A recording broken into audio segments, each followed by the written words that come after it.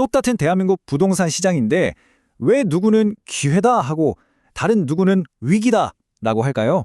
오늘 바로 이 세대별로 다른 생각, 이른바 부동산 동상이몽에 대해서 한번 제대로 파헤쳐 보겠습니다. 그러니까요, 난생 처음 내 집 마련을 꿈꾸는 30대부터 이제는 평생 모은 자산을 어떻게 지킬까 고민하는 60대까지 처한 상황이 다르니까 생각도 전략도 완전히 다를 수밖에 없겠죠. 자, 지금부터 세대별로 그 속마음을 한번 들여다보겠습니다. 지금 시장이 딱 이래요. 서울 핵심지는 좀 식어가는 분위기인데 경기도나 인천 같은 외곽은 여전히 뜨겁습니다. 바로 이 온도 차이가 세대별 전략을 완전히 갈라놓고 있는 건데요. 그럼 첫 번째 주자, 30대 이야기부터 바로 시작해볼까요? 솔직히 요즘 30대한테 서울에 아파트 사라, 이거 거의 불가능에 가까운 얘기가 됐죠. 꿈이 너무 멀어졌어요. 근데요, 그렇다고 이분들이 그냥 포기하느냐? 절대 아니죠. 좌절 대신에 아주 영리하게 서울 밖으로 눈을 돌려서 새로운 길을 찾고 있습니다.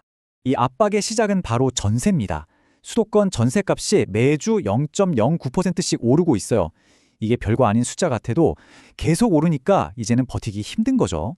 이른바 전세살이 피로감에 지쳐서 에라 차라리 사자 이렇게 마음을 바꾸게 만드는 겁니다. 자, 그래서 30대들의 전략은 아주 명확합니다.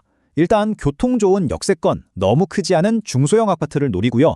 특히 생애 최초 특별 공급 같은 정책을 최대한 활용하는 거죠. 결론은 네, 서울을 고집하기보다는 실현 가능한 경기 인천으로 가는 겁니다. 포기가 아니라 아주 스마트한 적응인 거죠. 자, 그럼 이런 시장 분위기 속에서 40대들은 어떤 고민을 하고 있을까요? 40대로 넘어오면 상황이 좀 달라집니다. 이분들은 이미 내 집이 있는 경우가 많거든요. 이제 고민은 다음 단계로 가는 거죠. 더 좋은 곳으로 이사를 갈까? 아니면 집을 한 채 더 살까?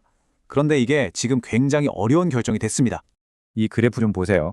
전망 지수가 그냥 뚝 떨어졌죠. 이게 뭘 의미하냐면요. 집값은 무조건 오른다는 그 믿음, 소위 부동산 불패 신화에 금이 가기 시작했다는 겁니다.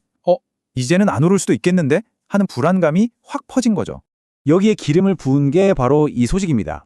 무려 100주 만에 강남 3구 집값이 떨어지기 시작했다는 거. 이걸 본 40대들은 지금 머릿속이 복잡해지는 겁니다. 지금이 꼭진가? 괜히 샀다가 물리는 거 아니야? 하면서 원래 세웠던 계획을 일단 멈추고 다시 생각하게 되는 거죠. 결국 40대의 고민은 이겁니다. 애들 교육 때문에 더 좋은 학군으로 가야 하는데 혹시 지금이 상투는 아닐까? 이 두 가지 마음이 계속 부딪히는 거죠. 자녀의 미래와 시장의 꼭지점. 과연 여러분이라면 어떤 선택을 하시겠어요? 자, 이제 50대로 가볼까요? 이 나이가 되면 게임의 룰이 완전히 바뀝니다. 더 버는 것보다 어떻게 지킬 것인가, 즉 공격에서 수비로 포지션을 바꾸는 시기가 오는 거죠. 은퇴가 코앞이니까요. 보시면 주택가격 전망지수가 딱 100이 됐어요. 이게 중립이거든요. 더 오를 거라는 기대도 떨어질 거라는 비관도 없는 딱 그 상태. 이제는 욕심 부릴 때가 아니라고 생각하는 거죠. 이런 상황에서 강남 집값이 꺾였다? 이건 50대에게는 이제 팔 때가 됐나 보다 하는 강력한 신호로 받아들여지는 겁니다. 그래서 50대의 선택은 그게 두 갈래로 나뉩니다.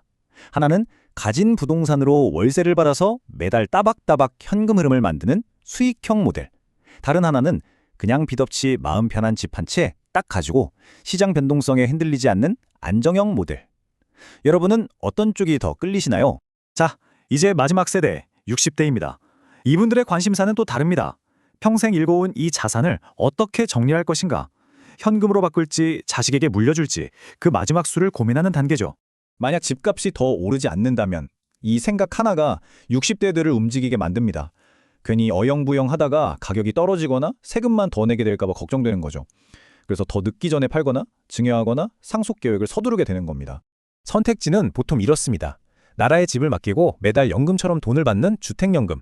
이건 안정적이지만 집을 상속할 수는 없죠.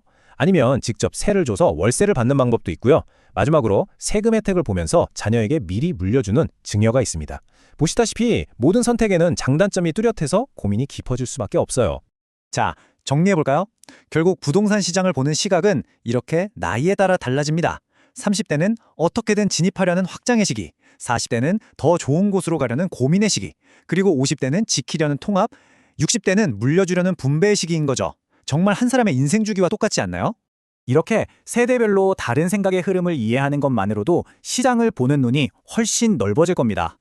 자, 시장은 계속해서 변하고 있습니다. 이 변화 속에서 여러분의 다음 한 수는 무엇이 될까요?